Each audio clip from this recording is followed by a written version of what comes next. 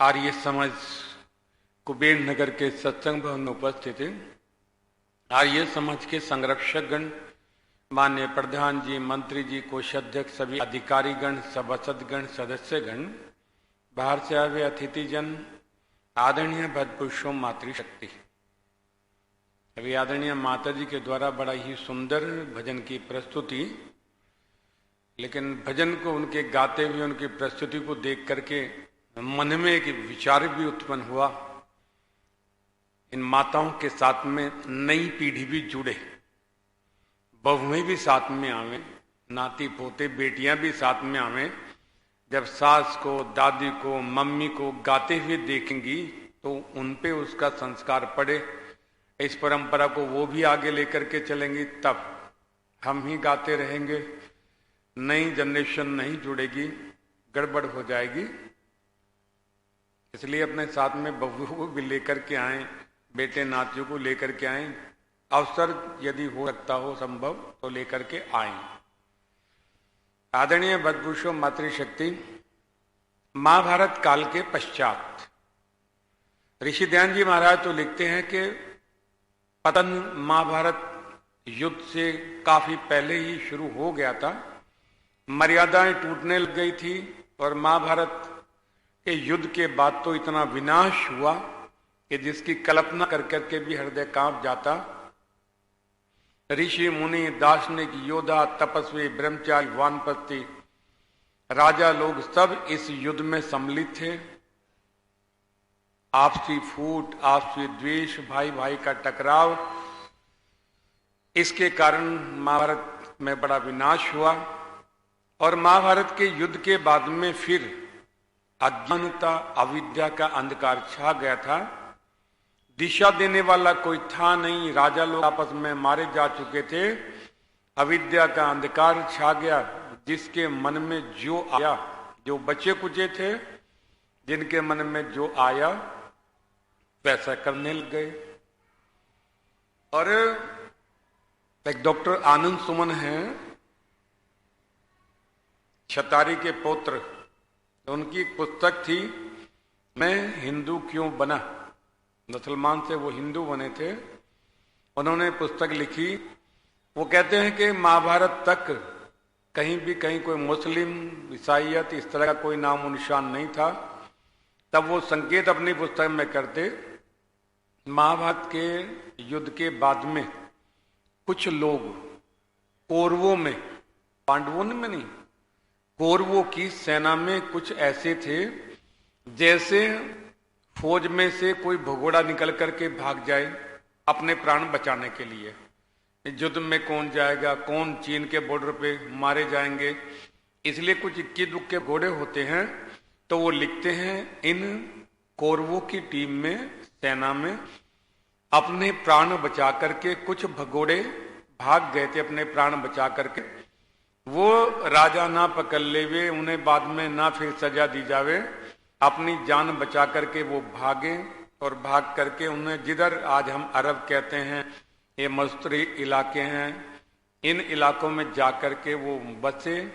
उन्होंने अपनी पहचान, हम कटी वस्त्र बांधते, ऐसे धोती पहनते, उन्हें तैमन, हमारे यहाँ के लोग जटाएं रखते थे, बाल रखते थे, उन्होंने दाढ़ी, हम हाथ ऐसे कर करके धोते थे, उन्होंने ऐसे, हम सीधे तवे पे रोटी बनाते थे, उन्होंने उल्टे तवे पर। वो लिखते हैं, उन्होंने अपनी पहचान सब उल्टी कर करके अपनी पहचान बदल ली, कोई हमें पहचान ना लेवे। और वो लिखते हैं कि सबसे पहले शुरुआत यहां से हुई मुसलमानों की। शुरुआत में प्रथम वो लिखते हैं अपनी पुस्तक के अंदर। महाभारत के पास में लगभग 5000 वर्षों के बाद में बीच में भी इक्के दुक्के संत आए, महावीर आए, बुद्ध आए, कई विद्वान आए, लेकिन रूढ़िवादिता, अविद्या, अंधकार ऐसे ही चलता रहा। लेकिन इस गुजरात की भूमि से, टंकारा से ऋषि ध्यान जी महाराज का प्रादुर्भाव हुआ। ये पौराणिक परिवार से थे, लेकिन परिवार के अंदर वेद आदि कंठस्थ करने की परंपरा परिवार में थी। ऋषि ध्यान जी महाराज ने सत्य शिव की खोज के लिए तप किया, साधना की, और ऋषि विरजानंद जी महाराज से शिक्षा प्राप्त कर करके जब ये चलने लगे, तब गुरु दक्षिणा में इनके गुरु विरजानंद जी महाराज ने कहा, दयानंद, मेरी तो गुरु दक्षिणा बेटा बस यही है, इस देश के अंदर जो अविद्या अंधकार में लोग फंसे हुए हैं, जकड़े हुए हैं, इन बीड़ियों को तुम काटो, इन लोगों को अविद्या अंधकार से निकालो। तब ऋषि ने अपने गुरु को वचन दिया, गुरुवर, अपने प्राणों की बाजी लगा करके भी आपके इस वचन का पालन करूंगा। और उन्होंने किया। सबसे पहले गुरु के यहां से चलने के बाद में ऋषि दयानंद जी महाराज ने इस देश का भ्रमण किया।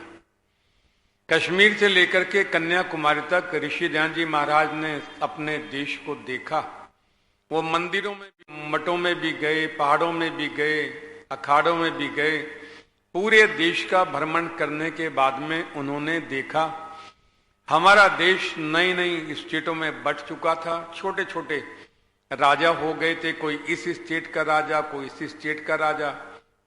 राजा भी अपना धर्म भूल चुके थे। अक्षत्रिय का जो धर्म होता है, जो कर्तव्य होता है अपनी जनता के प्रति, प्रजा के प्रति, राजा का कर्तव्य होता है उसकी जनता, उसकी प्रजा, उसकी संतानें अविद्या अंधकार में ना पड़े। यदि कोई दुष्ट व्यक्ति है, धर्म का पालन नहीं करता है, उसे दंड देवे। लेकिन ऋषि दयानंद जी महाराज ने देखा ये सब राजे महाराजे रास लीलाओं में, नाच गाने में, खाने पीने में ही व्यस्त थे, अपना धर्म ये भूल चुके थे।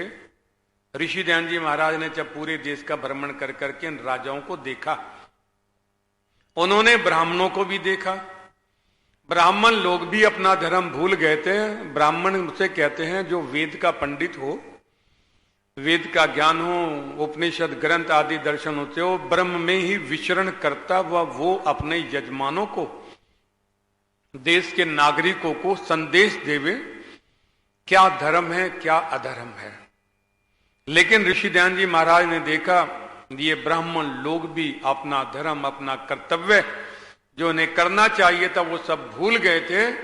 और ये खुद भी मंदिरों के अंदर दासियां रहा करती थी, राग रंग होते थे, इस तरह का इनका भी व्यवहार था। इन्होंने भी अपने धर्म को छोड़ दिया था। और जो कविताएं हैं, कबीर के दोहे हैं, सूरदास की कविताएं हैं, ये उन्हें ही गाते थे, उन्हें ही पढ़ते थे। रांग रस में भांग धतूरा, नशा, खाना पीना, ये सब अपना धर्म भूल करके गलत रास्ते पर चल पड़े थे। तब ऋषि दयानंद जी महाराज को इन सबको देख करके बड़ा कष्ट हुआ। और सबसे पहले उन्होंने इन अक्षत्रियों राजा को कहा, इन्हें संदेश दिया कि तुम राजा हो, तुम अक्षत्रिय हो, क्या हो रहा है तुम्हारे राज्य के अंदर। और सबसे पहले उन्होंने ये देखा, कई ग्रंथों को, एक नहीं लगभग सैकड़ों ग्रंथों को पढ़ करके उन्होंने जाना ये सब मनुष्यकृत ग्रंथ हैं। क्योंकि उनके गुरु ने अंतिम उपदेश दिया था, दयानंद एक कसौटी हमेशा अपने ध्यान रखना कि मनुष्यकृत ग्रंथों के अंदर परमात्मा की, ऋषियों की निंदा भरी पड़ी हुई है, लेकिन आर्ष ग्रंथों के अंदर इसका लेश मात्र भी नहीं है। ऋषि दयानंद जी महाराज ने सब ग्रंथों का अध्ययन कर करके जाना, किसी में मुनियों की निंदा, ऋषियों की निंदा, परमात्मा की निंदा, भागवत आदि करने वाले, भागवत की कथा करवाने वाले, जिस भागवत के अंदर ऐसे असंख्य, जिसका कोई सिर पैर नहीं है, इस तरह के जोड़ तोड़ की बातें लिखी गई हैं। तब ऋषि दयानंद जी महाराज ने वेदों की खोज की। वेद पे तब भी जब ऋषि दयानंद जी महाराज आए तब भी कोई विवाद नहीं था। सब अपौरुषीय मानते थे कि परमात्मा का जो ज्ञान है वो वेद हैं। और कन्याकुमारी से लेकर के कश्मीर कन्याकुमारी तक, नीचे से ऊपर तक कहीं भी कोई विरोध नहीं था वेदों के ऊपर। लेकिन थे नहीं, लोग रखते नहीं थे। जितने केरल है, दक्षिण भारत है, इन सब के अंदर वेदों का प्रचार से अभिप्राय वेदों को मानते थे। आप कभी हरिद्वार जावें, दक्ष मंदिर पे, हरिद्वार का जो दक्ष मंदिर है जहां वो यशशाला है, उसके ऊपर उसके 4 दरवाजे हैं, लोहे के अक्षरों में खुदवा करके ऋग वेद, यजुर्वेद, साम वेद, अथर्ववेद, ये लिख करके लगाए हुए हैं। ऋषि ध्यान जी महाराज ने देखा कि वेदों के ऊपर तो कहीं कोई विवाद नहीं है, सब मानते हैं कि वेद अपौरुषीय है, परमात्मा का ज्ञान है। ऋषि ने देखा लेकिन वो वेद है कहाँ, वेद मिले नहीं। बोले महाराज वो तो शंकासुर ले गया। तब ऋषि ध्यान जी महाराज ने जर्मनी से वेदों को मंगवा करके उनका अध्ययन करके स्वाध्याय कर करके यह जाना कि संसार में ये वेद ही परमात्मा का ज्ञान है, अपौरुषीय है, ये परमात्मा के द्वारा दिया गया ज्ञान है, किसी मनुष्य के द्वारा दिया गया ज्ञान नहीं है। और तब उन्होंने पहला सूत्र संसार को दिया कि वेदों की ओर लौटो। वेद ही परमात्मा का ज्ञान है, वेद की आज्ञा को मानना, वेद के अनुसार आचरण लाना, यही परमात्मा का उपदेश है, संदेश है अपने संतानों के प्रति। तो पहला सूत्र उनका था कि वेदों की ओर लौटे। दूसरा, उन्होंने देखा पूरे भारत में घूम करके लोग अलग अलग भाषाओं में बटे हुए थे। छोटे छोटे स्टेट होती थी, यहाँ की भाषा अलग है, दूसरे स्टेट की भाषा अलग है। ऋषि ने जाना कि जब भाषाएं अलग हैं, एक दूसरे की भाषा को हम समझते नहीं हैं, तो फिर मिलाप कैसे होवे। वो उनकी भाषा ना समझे, दूसरे वाले उनकी भाषा ना समझे। ऋषि ध्यान जी महाराज ने तब एक सूत्र दिया कि हम सबकी भाषा एक होनी चाहिए। ऋषि ध्यान जी महाराज भी कलकत्ता के अंदर जब प्रवचन कर रहे थे, तब ऋषि खुद भी प्रवचन संस्कृत में किया करते थे और संस्कृत में प्रवचन करते हुए उनके संस्कृत के प्रवचनों को ट्रांसलेशन बंगाली भाषा में करते थे।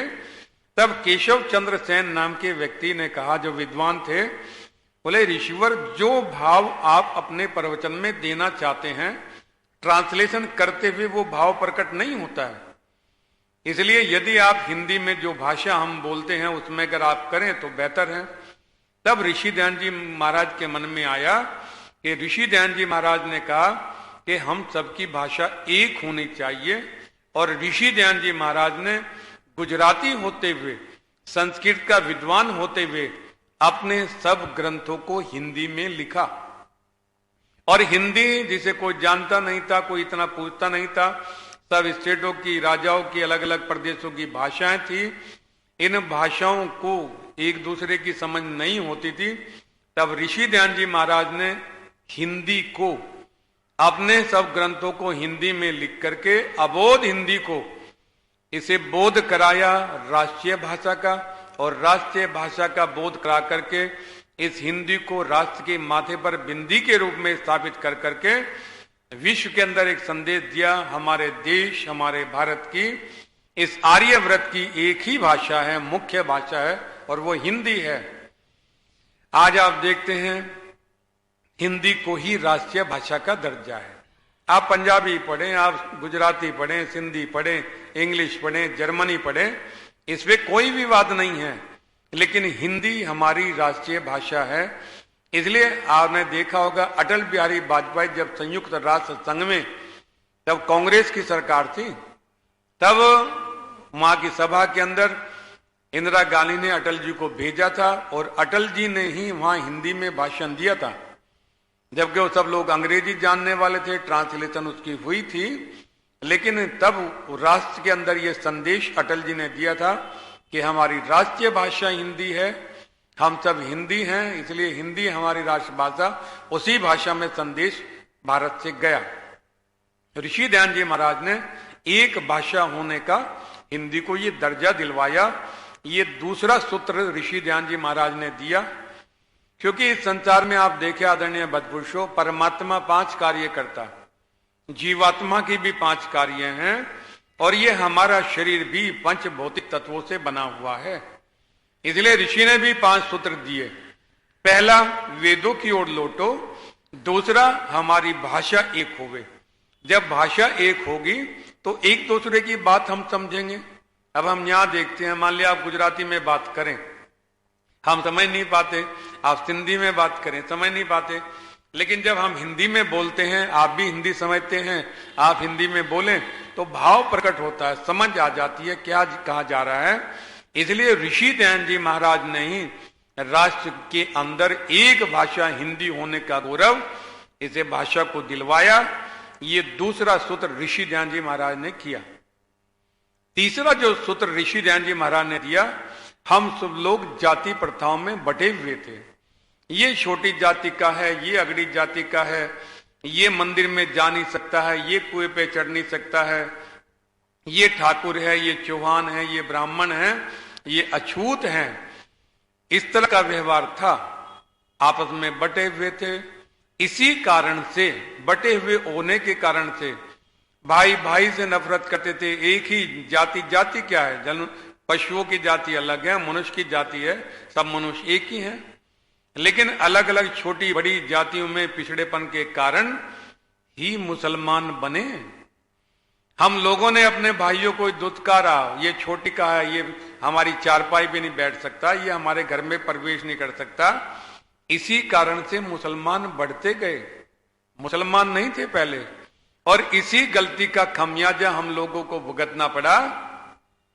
पाकिस्तान बटा। पाकिस्तान का बंटवारा किस बेस पे हुआ? इसी आधार पे हुआ कि हम मुस्लिम हैं, हमारी आबादी इतनी है, हम इस्लाम को मानने वाले हैं, इसलिए अलग देश हमें दिया जावे। यदि हम ये भूल ना करते, अपने भाइयों के साथ में दुर्व्यवहार कर करके छोटी जाति, बड़ी जाति, अगड़ी जाति का राड़ा ना करते, मुसलमान बढ़ते ही नहीं, मुसलमान बनते नहीं व्यक्ति। ना देश का बंटवारा होता, ना पाकिस्तान बनता, ना बांग्लादेश बनता। इस भूल के कारण ही हमारे देश का बंटवारा हुआ। इसलिए ऋषि ध्यान जी महाराज ने तीसरा सूत्र दिया, हम कोई अगड़ी पिछड़ी जाति के नहीं हैं, हम सबका परमपिता परमात्मा एक ही है। यदि अपनी परंपराओं को हम देखें, मेरे पिता, उनके पिता, फिर उनके पिता, जहां ये परंपरा जाकर के समाप्त होगी, वहां केवल परमात्मा होगा। भले परमात्मा के द्वारा सृष्टि के प्रारंभ के अंदर इन मनुष्यों को, जवान बेटे बेटियों को इन्हें उत्पन्न किया गया। परमात्मा का नाम भी आर्य है, इसलिए उसने हमारा नाम आर्य रखा। हमारा नामकरण संस्कार करने वाला भी परमात्मा है। इसलिए ऋषि ध्यान जी महाराज ने कहा, हम सब एक ही पिता की संतान हैं। हम में ना कोई छोटा है, ना कोई बड़ा है, हम सब आपस में भाई हैं, हमें अलग कोई नहीं है। आर्य समाज ने, ऋषि ने कितना बड़ा काम किया, गुरुकुलों की स्थापना की। इन गुरुकुल की स्थापना कर करके ऋषि ने जो पिछड़ी जाति के, जिन्हें हम कहते थे, जिन्हें लोग अपने घर में बैठाना पसंद नहीं करते थे, उनके बच्चों को लेकर के गुरुकुल में दाखिले किए। आज भी आर्य समाज के अंदर एक गुरुकुल पौंदा है, चाहे अपना प्रभात आश्रम है, दूसरे गुरुकुल हैं, उनमें कौन बच्चे जाते हैं? वो बच्चे जाते हैं जो उड़ीसा से आते हैं। अब तो अच्छे परिवारों के बच्चे भी जाने लगे, संपन्न परिवारों के, वरना पहले कौन जाता था? बच्चे को गुमशुदगी में मिल गया दिल्ली के अंदर, बोले इसे गुरुकुल भेज दो।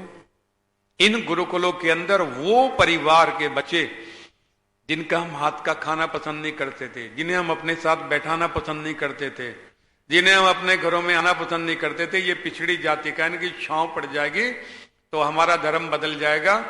इन बच्चों को झारखंड, उड़ीसा, बिहार, इस तरह के बच्चों को गुरुकुल में दाखिल करवाया जाता। उनकी जाति नहीं पूछी जाती है, तुम किस जाति के हो।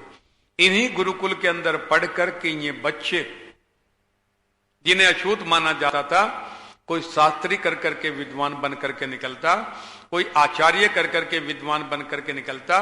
यही गुरुकुल जो आर्य समाज के द्वारा स्थापित है, ऋषि के द्वारा स्थापित है, इन गुरुकुलों के अंदर इन बच्चों को शास्त्री बना करके, विद्वान बना करके, आचार्य बना करके, तब इन्हीं के सामने हम लोग कहते हैं, आचार्य जी हमारे बच्चों का कहीं विवाह कराओ, इनके विवाह संस्कार कराने हैं, फेरे आपको कराने हैं, इनसे विवाह संस्कार कराते, घरों में यज्ञ करवाते।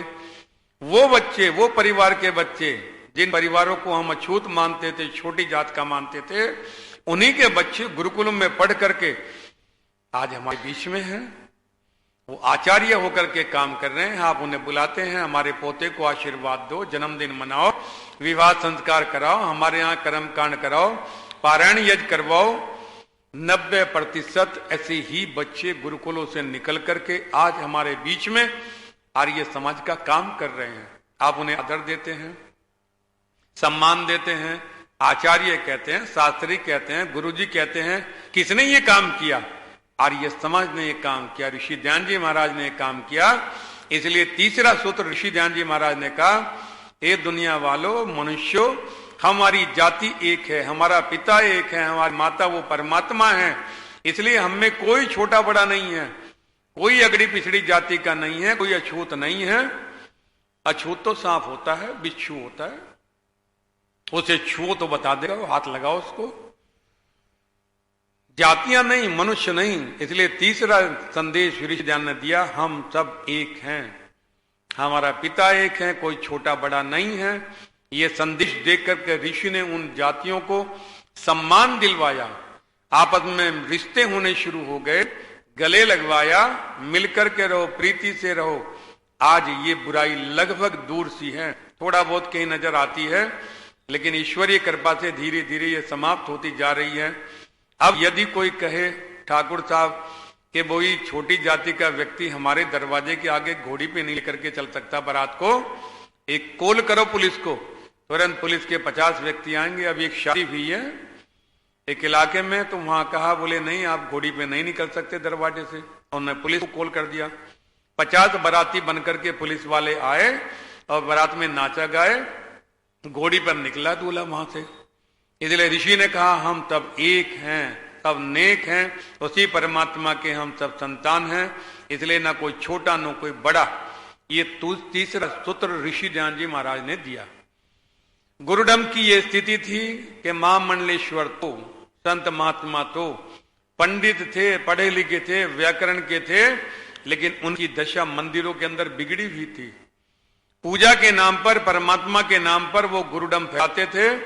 ऋषि ध्यान जी महाराज ने आर्य समाज का एक नियम दिया, वेद का पढ़ना पढ़ाना सब आर्यों का परम धर्म है, वेद सब पढ़ें। ऋषि ध्यान जी महाराज को कुछ लोगों ने कहा, अपनी बात रख दो, कुछ तुम्हें पूजना शुरू कर देंगे, महामंडलेश्वर तुम्हें बना देंगे। ऋषि कहीं ने कहा, नहीं, ब्रह्मा से लेकर के जैमिनी पर्यंत जो सत्य सनातन परंपरा है उसी को मानता हूं, उसे मनवाने का प्रयास करता हूं। ऋषि चाहते तो लिखवा सकते थे, सत्या प्रकाश का पढ़ना पढ़ाना सब आर्यों का परम धर्म है। नहीं लिखवाया ऋषि ध्यान जी ने। उन्होंने कहा वेद परमात्मा का ज्ञान है, वेद का पढ़ना पढ़ाना ही सब आर्यों का। आर्य मीन्स हम ये ना माने कि हम आर्य समाजी ही वेद को पढ़ें। आर्य का मतलब है जिसका खान पीन रहन सहन आचरण श्रेष्ठ है, पवित्र है। तब वो व्यक्ति सोचे स्वाध्याय कहें का करें, तब उसे दिया वेद का करो। जब आप पवित्र हैं, शुद्ध हैं, रहन सहन खान पीन आचरण आपका सही है, ये जरूरी नहीं कि वो आर्य समाज में ही आता हो।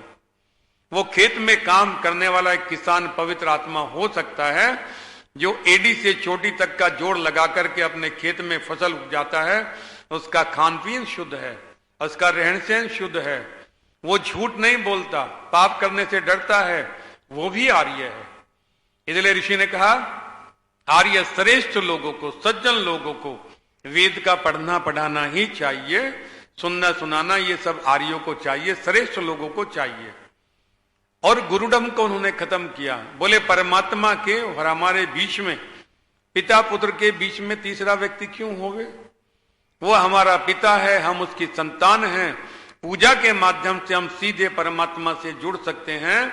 इसलिए ऋषि ने अपने मूर्ति का, अपने स्टेचू बनाने का भी लिख करके दिया, मेरा कोई भी स्टेचू नहीं बनाएगा, मेरी मूर्ति नहीं बनाएगा, वरना फिर खेल बिगड़ेगा। मेरी मूर्ति यदि बन गई, लोग वहां प्रसाद चढ़ाएंगे, वहां दिए जलाएंगे, धीरे धीरे बिगड़ते बिगड़ते लोग मुझे ही भगवान मान लेंगे। इसलिए ऋषि ध्यान जी महाराज ने कहा परमात्मा के और हमारे बीच में कोई नहीं है, वो हमारा पिता है। उस पिता से मिलने के लिए पुत्र को कोई बीच में लेने की आवश्यकता नहीं होती है। आज गड़बड़ ये हो गई है, जैसे कोई व्यक्ति कहे मेरे इस मित्र पे 1000 रुपये हैं, और मित्र बोले नहीं 500 रुपये हैं, हम बोले 1000 हैं, वो बोले 500 हैं। तब ये व्यक्ति बोले चलो किसी तीसरे को बुलाओ, वो फैसला हमारा करेगा। अब जब तीसरा व्यक्ति आता है, वो पूछता है विवाद किस बात का? बोले मेरे 1000 रुपये हैं। वो बोले नहीं, मुझे 500 रुपये देने हैं। तब ये तीसरा व्यक्ति कहता है अच्छा ना तुम्हारे 1000 है ना तुम्हारे 500 है, 750 में फैसला कर लो। ये दोनों को झूठा साबित करता है। तुम 500 वाले भी झूठे, 1000 वाले भी झूठे, हम ईमानदार हैं। इसलिए ऋषि कहता परमात्मा के बीच में कोई नहीं है, तुम और परमात्मा हो। वो तुमसे अलग नहीं है, तुम उससे अलग नहीं हो। मिलाने की बात ही कहां है? वो तो ऑलरेडी तुमसे मिला हुआ। ईशा वास्तव इदम सर्वम, वो तो कण कण में विद्यमान है। मिलाना कहां है? किससे मिलाना है? मिला हुआ है। इसलिए ऋषि ध्यान जी महाराज ने इस गुरुडम को खत्म किया। आपके बीच में, परमात्मा के बीच में कोई नहीं है। अपनी पूजा न करा करके लोगों ने कहा आप मूर्ति का खंडन छोड़ दीजिएगा महाराज, अरबों खरबों की संपत्ति है, एक लिंग की गादी है, बहुत मंदिर में संपत्ति है, आपको पूजा होगी, मां मल्लेश्वर आपको बना देंगे, भगवान मान करके लोग आपको पूजेंगे। लेकिन ऋषि ने कहा मैं लोगों को बंधन में डालने के लिए नहीं आया हूं, छुड़ाने के लिए आया हूं। इसलिए परमात्मा के बीच में मैं नहीं हूं। इसलिए ऋषि ने गुरुडम का खंडन किया और उन्होंने कहा वेद ही परमात्मा का संदेश है, इसी को सब माने और परमात्मा से मिलने के लिए बीच के किसी साधन की जरूरत नहीं है। और 5वां सूत्र ऋषि ध्यान जी महाराज ने दिया, इस संसार के अंदर लोग अपनी बनाई हुई मूर्तियां, पत्थरों को ही भगवान मानते थे। सबके भगवान अलग अलग थे। आज भी आप वहां चले जाएं नेपाल के अंदर, उनके भगवानों की मूर्ति जैसे पशुओं के, राक्षस के मुंह होते हैं, तो ऐसे उनके फोटो हैं, वो लगा रखे उन्होंने। ऋषि ने देश में घूम घूम करके देखा, सबकी अपनी पूजा पद्धति अलग है, अपने अपने भगवान हैं। किसी के पशु जैसे मुंह बना रखे हैं, किसी के राक्षस जैसे बना रखे हैं, उन्हें भगवान मान करके पूजते हैं। ऋषि ध्यान जी महाराज ने कहा परमात्मा सनातन है, वो सबका पिता है, वो सृष्टि के पहले भी था, सृष्टि बनी तब भी है, सृष्टि के बाद में भी रहेगा। वही हम सबका उपास्य देव है, उसका नाम असंख्य है। लेकिन गणपति संसार की जितनी भी आत्माएं हैं उन सब गणों का पति केवल एक ही है, वो परमात्मा है। बोले परमात्मा ही क्यों है? बोले उसे ब्रह्म कहते हैं, उसके बनाए हुए रिकॉर्ड आज तक कोई नहीं तोड़ पाया। सूर्य को बनाने वाला परमात्मा, चंद्रमा को बनाने वाला परमात्मा, पृथ्वी, जन, अग्नि, आयु, रात, दिन, समुद्र, पहाड़, इस संसार की रचना करने वाला परमात्मा है। वो जन्म भी नहीं लेता है, जन्म वो लेवे जो यहां ना हो, कहीं से चल करके आवे। परमात्मा कहां नहीं है। लोग अपनी बनाई हुई मूर्तियों को देवता मानते थे, सर पटकते थे पत्थरों में। ऋषि ने कहा कि देवता बनाने वाला केवल केवल परमात्मा है, मनुष्य की सामर्थ्य नहीं है। इस तरह का आडंबर ढोंगता मूर्ति बना करके रखी जाती, पंडे पुजारियां आते थे, प्राण प्रतिष्ठा के नाम पर उसके अंदर प्राण स्थापित करने की बात करते थे। मूर्ति को कहीं दूध में नहलाया जावे, कहीं शहद में नहलाया जावे, और तब कहते थे इसमें प्राण प्रतिष्ठा हमने कर दी है, अब तुम इसे पूज सकते हो। इन्हीं पंडितों के यहां, इन्हीं ब्राह्मणों के घर से जब इनके परिवार का कोई गुजर जाता था, पिता होता था, माता होता था, तब इन्हें कहें, बोले करो प्राण प्रतिष्ठा। वो तो पत्थर की मूर्ति है, ये तो परमात्मा की बनाई हुई मूर्ति है। आंखें भी हैं, नाक भी हैं, कान भी हैं, सब तैयार है, प्राण चले गए हैं, करो प्राण प्रतिष्ठा। नहीं होती थी। प्राण प्रतिष्ठा करने वाला केवल केवल परमात्मा है, उसके अलावा कोई प्राण प्रतिष्ठा नहीं कर सकता। इसलिए ऋषि ने कहा वही परमपिता परमात्मा देवताओं को बनाता है। देवता सारे मिलकर के भी परमात्मा को नहीं बना सकते, परमात्मा देवताओं को बनाता है। और देवता से अभिप्राय है जो देने वाले हैं, देते ही रहते हैं। और ये परमात्मा के बनाए हुए देवता मरण धर्मा हैं, इनकी आयु निश्चित है। एक आयु के बाद में सृष्टि प्रलय में जावेगी, इनकी आयु समाप्त, ये भी प्रलय में चले जाएंगे। सब देवताओं को बनाने वाला परमात्मा, लेकिन ये सारे देवता मिलकर के परमात्मा को नहीं बना सकते। इसलिए ऋषि ने कहा यही परमात्मा, इसी की उपासना करनी चाहिए। परमात्मा की पूजा नहीं होती है, परमात्मा की उपासना होती है, देवताओं की पूजा होती है। पूजा यदि करनी हो तो देवताओं की करो, यज्ञ के द्वारा करो और इन्हें शुद्ध और पवित्र रखो। उपासना यदि करनी हो परमात्मा की करो। बोले उपासना क्या? बोले उपवास बैठना। और मंत्र का अर्थ करते हुए ऋषि लिखते परमात्मा की भक्ति से अभिप्राय अर्थात उसी की आज्ञा का पालन करना। लोग नाम जपते रहते थे, ओम ओम ओम, राम राम राम, कृष्ण कृष्ण। ऋषि कहते ये भक्ति नहीं है। तुम चाहते हो कृष्ण की भक्ति करें, माना कि तुम चाहो कृष्ण की भक्ति करो, तो भक्ति से अभिप्राय है जो कृष्ण ने पराक्रम किया वैसे पराक्रम तुम करो। खाली कृष्णा कृष्णा राधा राधा कहने से कुछ होने वाला नहीं है। राम राम कहते रहे कुछ नहीं होगा। राम जैसे थे तुम वैसे बनो, ये राम की भक्ति है। ऐसे परमात्मा की भक्ति से अभिप्राय परमात्मा की आज्ञा को मानना ही परमात्मा की भक्ति है। इसलिए परमात्मा की भक्ति किया करें, उसकी आज्ञा को माना करें। जैसे गुण कर्म स्वभाव परमात्मा के हैं वैसे अपने बनाया करें। ये 5वां सूत्र ऋषि ध्यान जी महाराज ने दिया। परमात्मा की पूजा नहीं, भक्ति करें, उपासना करें। देवताओं की पूजा होती है और हम में कोई छोटा बड़ा नहीं है, सब एक परमात्मा की संतान हैं और हमारे परमात्मा के बीच में कोई नहीं है। हम सीधे डायरेक्ट परमात्मा हमारा पिता, हम उसकी संतान मिल सकते हैं। हमारी भाषा एक है और हमारा जो उपास्य देव है परम पिता परमात्मा, उसका ज्ञान भी एक ही है, वो वेद है। इन 5 सूत्र को जान करके, मान करके, परख करके अपने जीवन को धन्य बनाया करें और आनंद में रहा करें। इसलिए बोलिए महर्षि दयानंद की जय। आदरणीय भक्त पुरुषों, बड़े उपकार ऋषि ध्यान जी महाराज के हम पर है। जब नहीं थे क्या स्थिति थी आप कल्पना नहीं कर सकते। जिन लोगों को ज्ञान है बहुत बुरी स्थिति थी। इसलिए ऋषि वर्ग का बड़ा बड़ा कोटि कोटि धन्यवाद है कि उन्होंने ये 5 सूत्र दे करके आर्य समाज की स्थापना कर करके लोगों को दलदल से बाहर निकाला, आडंबर से, अविद्या से बाहर निकाला।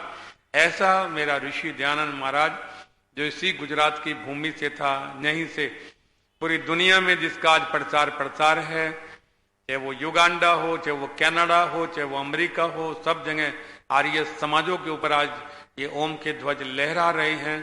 ऐसा मेरा ऋषि, ऐसा ये आर्य समाज। इन्हीं शब्दों के साथ आप सभी महानुभाव का कोटि कोटि धन्यवाद। वाणी को विराम। ओम शम। ओम देवहु शांति अंतरिक्षगुम शांति पृथ्वी शांति राप शांति रोषदय शांति वनस्पतय शांतिर्विश्वे देवा शांति ब्रह्म शांति सर्वं शांति शांतिरेव शांति शाहमा शांतिरेधि। ओम शांति शांति शांति। ओम। जो बोले सो अभय। महर्षि दयानंद की, स्वामी विरजानंद की, स्वामी श्रद्धानंद की, पंडित लेखराम की, मर्यादा पुरुषोत्तम श्री राम की, योगी राज श्री कृष्णचंद महाराज की, देश के शहीदों की, भारत माता की, गौ माता का, आर्य समाज, वेद की ज्योति, ओम का झंडा, बोले सत्य सनातन वैदिक धर्म की वैदिक ध्वनि।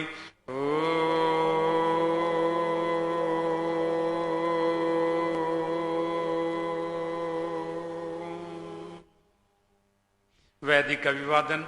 सभी को सादर नमस्ते जी।